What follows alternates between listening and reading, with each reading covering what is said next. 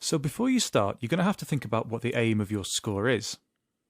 A score should complement and enhance the visuals, the story, and the narrative of any film or TV project or game that it accompanies. It might sound like an obvious point, but good scores are the ones you don't notice so much because they mesh so well with the effect the filmmaker's trying to create. In fact, if you find yourself watching a film and really noticing the music as something that seems to be separate from the picture, it could be that the composer hasn't really done a perfect job of matching up the approach of the music to the filmmaker's vision. Of course, every project is going to be different, so it's impossible to say for a certain type of film you will always have to do a certain type of score. I say film, of course, it could be a TV project, it could be an advert, or it could be a computer game. There are a couple of good hard and fast rules though.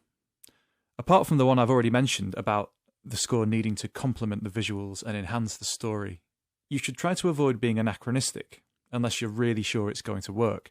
And by that I mean things like, you probably don't want to put a thumping techno score on top of a western or a period drama, right? That's pretty obvious stuff. Or accordion music on a film set in the desert. Unless you're really sure that what you're doing is going to work. It's not to say you can't experiment, and there are examples of films where the music is perhaps unexpected in the way that it's styled over the top of the story and the setting, and it can work. But by and large, you will probably want to stick to more the kind of stuff that audiences are going to expect. That's not to say you have to make it predictable, but the sound has to fit with the music. One of the best pieces of advice you'll ever get is to do your research. You'll find that a lot of film composers are massive fans of film music and they've watched hundreds of films, and so they have a really good grounding in how this stuff all works. There are some directors, some very well-known directors, who even actually compose their own music, who get involved in all sides of the process.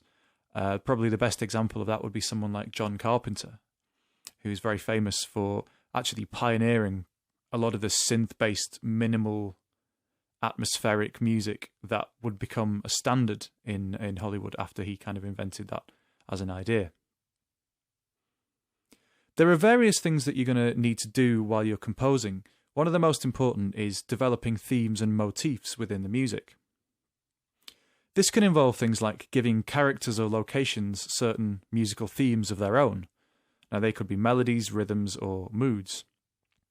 And if you look at the official soundtrack albums of a lot of films, a lot of the tracks will be called things like a person's name or the name of a location or the name of something that's happening in that scene. So these are pieces of music that are written specifically to fit with those situations and those characters. There are certain tropes within this as well. Like, for example, you can have a melody in a major key, but then you can switch that to the same melody in a minor key to denote something changing, something going a bit wrong or a bit sinister. You can speed things up and slow them down to denote various kinds of action or a slower pace. And you can create differently orchestrated versions of certain melodies and themes.